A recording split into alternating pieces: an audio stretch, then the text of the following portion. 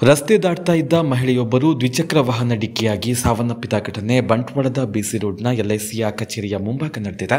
ಸೋಮವಾರ ಬೆಳಗ್ಗೆ ಎಲ್ಐಸಿ ಕಚೇರಿಯಲ್ಲಿ ಕೆಲಸ ಮುಗಿಸಿ ಉಪ್ಪಿನಂಗಡಿಗೆ ತೆರಳಲು ರಸ್ತೆ ದಾಟ್ತಾ ಇದ್ದಾಗ ಕೆ ಸದಾರಮ್ಮ ಅವರ ಪತ್ನಿ 50 ವರ್ಷದ ಸರಸ್ವತಿ ಅವರಿಗೆ ಸ್ಕೂಟರ್ ಡಿಕ್ಕಿ ಹೊಡೆದಿದೆ.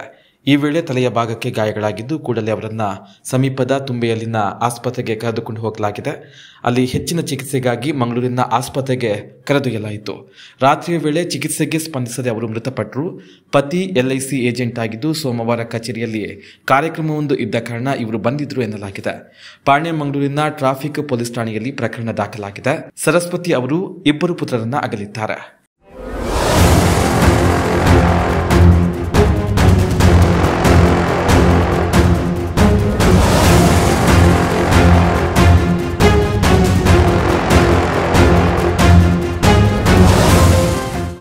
ಸತ್ಯ, ಸ್ಪಷ್ಟ, ನೇರ ಸುದ್ದಿಯೊಂದಿಗೆ ಯು+ ಟಿವಿ.